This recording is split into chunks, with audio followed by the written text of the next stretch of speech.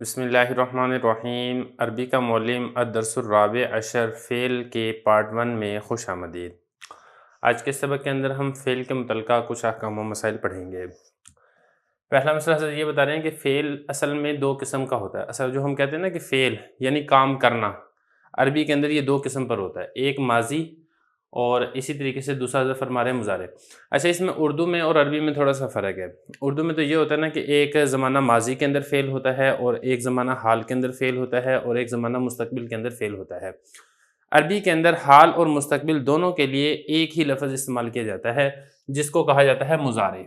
تو یہ حضرت فرما رہے ہیں کہ فعل حقیقت میں دو قسم کا ہوتا ہے، ایک ماضی جس سے کام کا ہو چکنا معلوم ہوتا ہے، یعنی جو کام ہے یہ اب موجودہ زمانے سے پہلے ہو چکا ہے، مکمل ہو گیا ہے، گزرے ہوئے زمانے کے اندر کوئی کام ہو چکا ہوتا ہے تو اس کو فعل ماضی کہا جاتا ہے۔ جیسے کاتبہ، اس کا مطلب ہے اس نے لکھا، یعنی اب سے پہلے وہ لکھ چکا ہے، اس نے گزشتہ زمانے کے اندر، گزرے ہوئے زمانے کے اندر اس نے یہ والا کام کیا تھا۔ دوسرا ہے فعل مضارع، جس سے معلوم ہوتا ہے کہ کام اب تک پورا نہیں ہوا ہے بلکہ ہو رہا ہے یا ہوگا۔ اب یہاں پہ دیکھیں، اس میں دو زمانے آگے، ہو رہا ہے یہ ہے حال، ہوگا یہ ہے مستقبل۔ تو وہی بات ہے جو میں نے آپ کو کہا تھا کہ جو فعل مضارع ہے اس کے اندر زمانہ موجودہ اور آئندہ دونوں زمانے موجود ہوتے ہیں۔ دونوں زمانوں کے لیے عربی کے اندر ایک ہی لفظ استعمال ہوتا ہے جس کو کہا جاتا ہے فعل مضارع۔ جیسے یکتبو، اب یکتبو کا مطلب ہے وہ لکھتا ہے یا لکھے گا، یہ نہیں ہے کہ اس کے ترجمے دونوں آپ کریں گے، مطلب یہ ہے کہ یا تو وہ لکھتا ہے یا پھر لکھے گا، یعنی دونوں میں سے آپ نے ایک ترجمہ کرنا ہے۔ اب آپ نے ترجمہ کون سا کرنا ہے، حال کا کرنا ہے یا مستقبل کا کرنا ہے، اس کا دار و مدار ہوتا ہے آگے پیچھے دیکھ کے۔ آپ نے پہلے کی عبارت دیکھنی ہے، آپ نے آگے کی عبارت دیکھنی ہے۔ بالفرض اگر بات چل رہی ہو موجودہ زمانے کی، حال والے زمانے کی، تو پھر آپ نے اس کا ترجمہ کرنا ہے کہ وہ لکھ رہا ہے یا وہ لکھتا ہے۔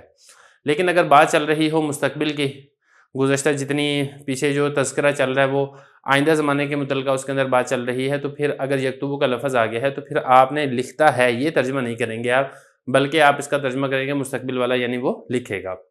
بعض علماء صرف امر حاضر کو فعل کی تیسری قسم مانتے ہیں۔ تو خلاصہ یہ نکلے گا کہ جو فعل ہے، فعل کی دو قسمیں ہوں گی، ایک ہوگا فعل ماضی، دوسرا ہوگا فعل مضارع۔ فعل ماضی یعنی گزرے ہوئے زمانے کے اندر کوئی کام کیا ہو، اور فعل مضارع جس میں موجودہ یا آئندہ زمانے کے اندر کوئی کام کیا ہو۔ البتہ بعض علماء کہتے ہیں کہ فعل کی ایک تیسری قسم بھی ہے اور وہ ہے فعل امر۔ امر عربی کے اندر حکم کو کہتے ہیں، یعنی آپ کسی کو کسی کام کا حکم دیتے ہیں، یہ امر ہے، اور بعض علماء اس کو بھی فعل کی تیسری قسم تسلیم کرتے ہیں۔ اب آگے دیکھیں، آگے بتا رہے ہیں کہ حروف اصلیہ فعل میں عموماً 3 ہوتے ہیں، جیسے کاتبہ اس نے لکھا، گو بعض فعلوں میں 4 بھی ہوتے ہیں، جیسے ترجمہ اس نے ترجمہ کیا۔ اچھا، اب اس میں دیکھنا یہ ہوتا ہے کہ کوئی بھی فعل ہے، اس میں ایک ہوتے ہیں حروف اصلی اور دوسرے ہوتے ہیں حروف زائد۔ حروف اصلی عام طور پر فعل کے اندر 3 ہوتے ہیں، جیسے اب انہوں نے اوپر لکھا تھا نا کاتبہ، اب اس میں 3 حرف اصلی ہیں، کاف، تا اور با۔ اور اسی طریقے سے مضارع کی حضرت مثال لے کے رہے تھے یکتبو، یکتبو میں بھی 3 حرف اصلی ہیں، کاف، تا، با، اور یہ جو یا ہے یا زائدہ ہے۔ لیکن بعض اوقات ایسا ہوتا ہے کہ حروف اصلی 3 نہیں ہوتے ہیں بلکہ 4 ہوتے ہیں، جیسا کہ ترجمہ، اب اس میں چاروں کے چاروں حروف اصلی ہیں، تا، را، جیم اور میم، تو ایسا بھی ہوتا ہے۔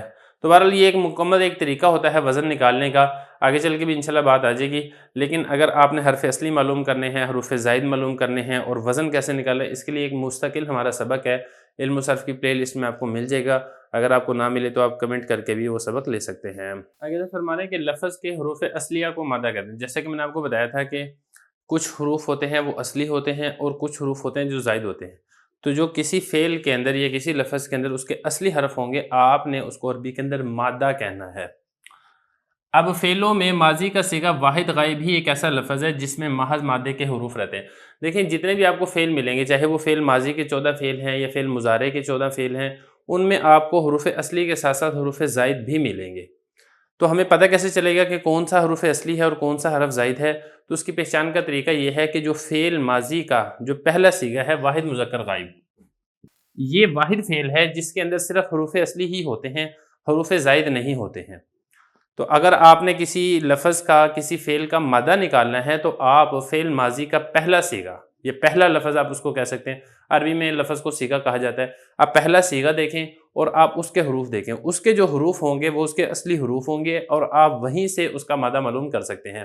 مثال کے طور پہ ضربا، ضربا، ضربو، ضربت، ضربتا، ضربنا. یہ میں نے کچھ سیغے لکھے ہیں فعل ماضی کے. اب مضارع دیکھ لیں. یضربو، یضربانی، یضربون، تضربو. یہ کو صحیح طریقے سے نہیں لکھا جا رہا لیکن میں زواد آئی ہے، اس کو فا نہ پڑھ لیجیے گا. تضربو، تضربانی، تضربون. اب ان میں دیکھیں گے جو پہلا سیغہ ہے نا یہ ضربہ، یہ مادہ ہے، زاد، را اور با، واحد مذکر غائب. اس کے علاوہ باقی جتنے سیغے ہیں ضربا، ضربو، ضربت، ضربتا، ضربنا، اس میں آپ کو مادے کے علاوہ یعنی حروف اصلی کے علاوہ حروف زائد بھی ملیں گے. اس میں الف حرف زائد ہے، اس میں واو حرف زائد ہے، اس میں تا حرف زائد ہے، اس میں تا اور الف حرف زائد ہے، اس میں نون حرف زائد ہے. اور مضارع میں تو آپ کو سارے ہی سیغوں کے اندر آپ کو زائد حرف میں ملیں گے. جیسا کہ یہاں پر یا حرف زائد ہے، یہاں پر یا الف اور نون، یہاں پر یا واو اور نون، یہاں پر تا اور با. تو یہاں پر صرف تا، با نہیں، با تو حرف اصلی ہے. تو خلاصہ کہنے کا یہ ہے کہ جو واحد مذکر غائب کا صیغہ ہے یہ ایک ایسا لفظ ہے جس میں محض مادے کے حروف رہتے ہیں. اس کے علاوہ ایسا نہیں ہوتا. حتیٰ کہ جو مصدر ہے اور اس کے تمام مشتقات کے حروف اصلیہ کی شناخت صیغہ مذکور پر ہی منحصر ہے. اب اس کا مطلب کیا ہے؟ دیکھیں اس میں حضرت نے ایک لفظ ذکر کیا مصدر، دوسرا لفظ کیا ہے مشتقات. اب مصدر کس کو کہتے ہیں، مشتقات کس کو کہتے ہیں، اس کو سمجھ لیں. دیکھیں جو مصدر ہے نا، مصدر کا مطلب ہوتا ہے صیغہ نکلنے کی جگہ. عربی کے اندر جتنے الفاظ ہیں، جتنے صیغے ہیں گردان کے، وہ سارے کے سارے مصدر سے نکلتے ہیں. مثال کے طور پہ فعل ماضی ہے، یہ مصدر سے نکلے گا. فعل مضارع ہے، یہ مصدر سے نکلے گا. فعل امر ہے، یہ مصدر سے نکلے گا. اسم فاعل ہے، مصدر سے نکلے گا. اسم مفعول ہے، مصدر سے نکلے گا. اسی طریقے سے اسم اعلیٰ ہے، مصدر سے نکلے. جتنے بھی صیغے ہوتے ہیں نا یہ اس مصدر سے نکلتے ہیں. تو یہ ان سب کی مدر ہوتی ہے. جیسا کہ ہے نا الضرب، یہ مصدر ہے. اب اس الضرب سے فعل ماضی نکلا، فعل مضارع نکلا، فعل امر نکلا، اسم فاعل نکلا، اسم مفعول نکلا، اسم اعلیٰ نکلا. پوری کی پوری گردان کے تمام صیغے اسی مصدر سے نکلیں گے. تو مصدر کو کہا جاتا ہے تمام فعلوں کی جڑ اور اصل، اور اس سے جتنے افعال یا جتنے اسماء نکلتے ہیں ان سب کو مشتقات کہا جاتا ہے. اب یہ فعل ماضی ہے، یہ بھی مشتق ہے مصدر سے. فعل مضارع یہ بھی مصدر سے مشتق ہے. فعل امر یہ بھی مصدر سے مشتق ہے. اسم فاعل، اسم مفعول، اسم اعلیٰ، اس کے علاوہ باقی جتنے اسم تفضیل ہے، فعل تعجب ہے، یہ سارے کے سارے مصدر سے مشتق ہیں.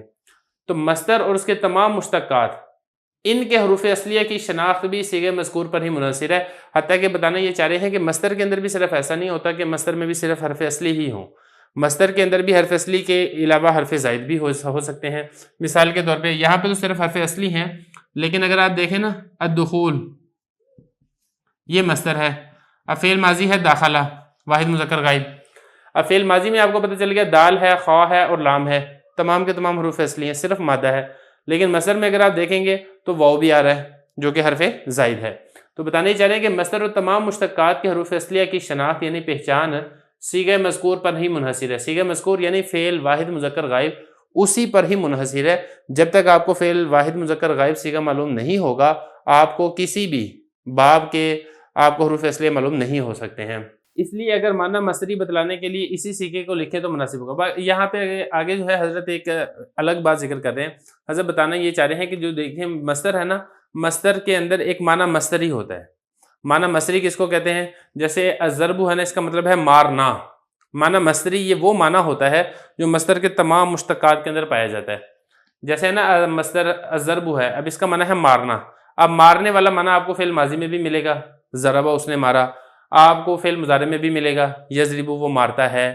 آپ کو فعل امر میں بھی ملے گا، اضرب تو مار. آپ کو اسم فاعل میں بھی ملے گا، ضارب مارنے والا ایک مرد. آپ کو اسم مفعول میں بھی ملے گا، مضروب مارا ہوا ایک مرد. آپ کو اس میں اعلیٰ میں بھی ملے گا، مارنے کا ایک اعلیٰ. تو خلاصہ یہ کہ وہ معنی جو مصدر والا معنی ہوتا ہے اس کے تمام مشتقات کے اندر پایا جاتا ہے. تو حضرت بتانے یہ چاہ رہے ہیں کہ جو معنی مصدری جو مصدر سے معلوم ہوتا ہے، بہتر یہ ہے کہ آپ اس کو مصدر سے لکھنے کے بجائے اسی صیغے کو لکھیں، یعنی واحد مذکر غائب فعل ماضی معلوم. تو یہ مناسب ہے تاکہ طالب علم کو لفظ کے مادے سے بھی واقفیت ہو جائے. دیکھیں معنی مصدری کو بتانے کا طریقہ یہ ہوتا ہے کہ آپ مصدر ذکر کر دیتے ہیں. جیسے اب یہ ہے نا الضرب، یہ مصدر آپ نے ذکر کر دیا تو اس سے آپ کو معنی مصدری معلوم ہو جائے گا مارنا. یہ اسی طریقے سے الدخول مصدر آپ نے ذکر کر دیا تو اس سے آپ کو معنی مصدری معلوم ہو جائے گا داخل ہونا. یہ اسی طریقے سے النصر مصدر آپ نے ذکر کر دیا، اس سے آپ کو معنی مصدری معلوم ہو جائے گا مدد کرنا. تو حضرت یہ بتا رہے ہیں کہ معنی مصدری معلوم کرنے کا ایک تو عام اور مروجہ طریقہ ہے کہ وہ مصدر سے معلوم کیا جاتا ہے، لیکن مصدر کے اندر چونکہ حرف اصلی کے علاوہ حروف زائد بھی موجود ہوتے ہیں، تو اس لیے بہتر یہ ہے کہ معنی مصدری بتانے کے لیے بھی آپ مصدر کا استعمال نہ کریں، بلکہ آپ صیغہ واحد مذکر غائب فعل ماضی معلوم کا استعمال کر لیں۔ اس میں بھی معنی مصدری تو اس کے اندر بھی ہوتا ہے، لیکن اس کے اندر ایک اضافی فائدہ حاصل یہ ہو جاتا ہے کہ اس کے اندر صرف مادہ یعنی حروف اصلی ہوتے ہیں، حروف زائد اس کے اندر نہیں ہوتے ہیں۔ تو یہ بتا رہے ہیں کہ مناسب یہ ہے کہ اسی صیغے کو لکھیں، یعنی واحد مذکر غائب فعل ماضی معلوم کو، تاکہ طالب علم کو لفظ کے مادے سے بھی واقفیت ہو جائے۔ لہذا ہم یہ کہہ سکتے ہیں کہ کاتبہ کا معنی لکھنا ہے۔ اب کاتبہ کے اندر جو معنی مصدری ہے وہ ہے لکھنا، جو کہ اصل میں مصدر کا معنی ہے۔ حقیقت میں کاتبہ کا معنی لکھنا نہیں ہے، حقیقت میں تو اس کا معنی ہے اس نے لکھا، واحد مذکر غائب فعل ماضی معلوم۔ لیکن آپ نے چونکہ معنی مصدری بتانا چاہ رہے ہیں، تو آپ معنی مصدری بتانے کے لیے آپ کاتبہ یہ بھی ذکر کر سکتے ہیں۔ البتہ بعض اوقات ایسا ہوتا ہے کہ وہاں پر مقصد صرف اور صرف معنی مصدری ہی بتانا ہوتا ہے، وہاں پر آپ معنی مصدری کے علاوہ کوئی اور معنی بتا نہیں سکتے ہیں، تو پھر اس صورت کے اندر آپ واحد مذکر غائب فعل ماضی معلوم کا استعمال نہیں کریں گے، بلکہ اس کے اندر آپ صرف مصدر کو ہی لے کر آئیں گے۔ تو یہ بتا رہے ہیں کہ اگر مصدری معنی بتانے کی ضرورت ہو تو مصدر ہی بولنا چاہیے، پھر اس وقت آپ فعل ماضی معلوم کا واحد مذکر غائب کا صیغہ استعمال نہیں کریں گے۔ جیسے تعلم الکتاب والقراءۃ، کتابت اور قرات سیکھو، یعنی لکھنا اور پڑھنا سیکھو۔ اب یہاں پہ دیکھیں کتابت اور قرات، یہ معنی مصدری اگر آپ نے بتانا ہے تو آپ یہاں پہ مصدر ہی ذکر کریں گے۔ کاتبہ کا مصدر ہے کتابت، اور اسی طریقے سے قرأ کا مصدر ہے قرات۔ آپ یہاں پہ کاتبہ اور قرأ ذکر نہیں کر سکتے، کیونکہ کاتبہ اور قرأ میں اگرچہ معنی مصدری موجود ہوتا ہے، لیکن اس کے ساتھ ساتھ چونکہ فعل ماضی کا معنی بھی ہوتا ہے، اور مقصد یہاں پہ فعل ماضی کا معنی بتانا نہیں ہے، معنی مصدری بتانا ہے، لہذا یہاں پر آپ مصدر ہی ذکر کریں گے۔ تو بہرحال یہ حضرت نے ایسی یہاں پہ تفصیل لکھ دی، اس کے اوپر اشکالات اعتراض ہوتے ہیں۔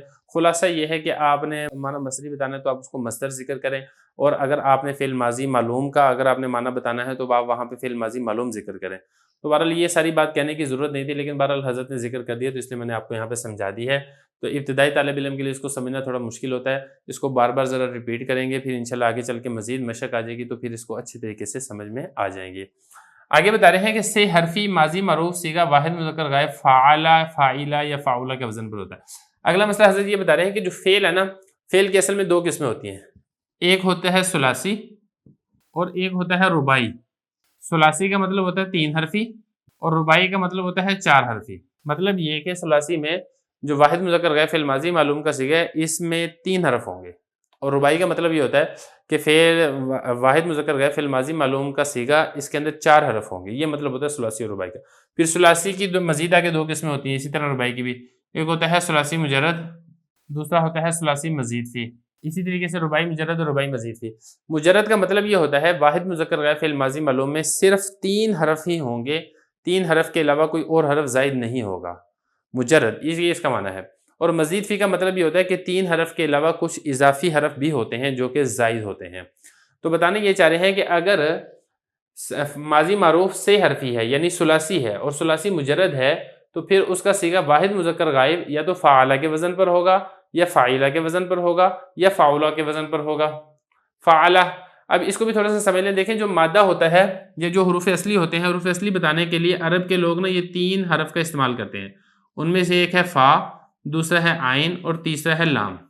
جو فا کے مقابلے میں اس کو کہا جاتا ہے فا کلمہ، جو عین کے مقابلے میں اس کو کہا جاتا ہے عین کلمہ، جو لام کے مقابلے میں اس کو کہا جاتا ہے لام کلمہ۔ مثال کے طور پہ ضربہ ہے نا، ضربہ کو اگر آپ بریک ڈاؤن کریں گے تو ایسے ہوگا، زاد، را اور با، ضربہ۔ تو ہم یہ کہیں گے کہ ضربہ میں جو زاد ہے یہ فا کلمہ ہے، اور جو را ہے یہ عین کلمہ ہے، اور جو با ہے یہ لام کلمہ ہے۔ یا ضربہ کے علاوہ آپ کچھ اور لکھ لیں، آپ یہاں پہ کاتبہ لکھ لیں۔ اب کاتبہ ہے، کاتبہ میں 3 حرف ہیں، کاف، تا اور با۔ ہم یہ کہیں گے کہ جو کاف ہے یہ فا کلمہ ہے، تا یہ عین کلمہ ہے، اور با یہ لام کلمہ ہے۔ تو یہ جو فعلہ، فعلہ کے وزن کے اوپر ہوگا، خلاصہ یہ ہے۔ اب یہ جو فعلہ کا وزن ہے، اس میں عین کے اوپر زبر بھی آ سکتی ہے، اس میں عین پر زیر بھی آ سکتی ہے، اس پہ عین پر پیش بھی آ سکتی ہے۔ عین پر زبر ہو، جیسے فعلہ ہے نا، بر وزن کاتبہ، اب یہاں پہ عین کلمہ ہے، تا اس کے اوپر زبر ہے، یا اسی طریقے سے ضربہ، اس میں عین کلمہ را ہے، اس کے اوپر زبر ہے، یا اسی طریقے سے اس کے اوپر زیر بھی آ سکتی ہے۔ فعلہ نہ ہو بلکہ فاعلہ ہو، اس کی مثال ہوگی جیسے سامعہ، اب اس میں عین کلمہ ہے میم، کیونکہ اس کا مادہ اس طریقے سے نکلے گا نا، سین میم اور آئین، تو جو آئین کلمہ میم اور اس کے اوپر زیر ہے، یہ اسی طریقے سے اس کے اوپر پیش بھی آ سکتی ہے آئین کلمہ پر، فاعولہ، اس کی مثال ہے جیسے کاروما. اب کاروما میں دیکھیں ایک ہے کاف، دوسرا ہے را اور تیسرا ہے میم، تو اس کا آئین کلمہ ہے را، اس کے اوپر پیش ہے اور آپ اس کو پڑھیں کاروما اس طریقے سے.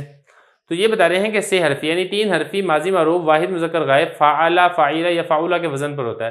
فعلہ کے وزن پر ہو جیسے ضربہ اس نے مارا، فاعلہ کے وزن پر ہو جیسے سمعہ اس نے سنا، فاعولہ کے وزن پر ہو جیسے کاروما وہ بزرگ ہوا. باقی جو ہے مزید جو تفصیل ہے امر کی اور 4 حرفی فعل کا بیان وہ انشاءاللہ امر کا بیان آ جائے گا سبق نمبر 16 میں، اور اسی طریقے سے جو 4 حرفی فعل کا بیان ہے وہ سبق نمبر 25 میں ہوگا.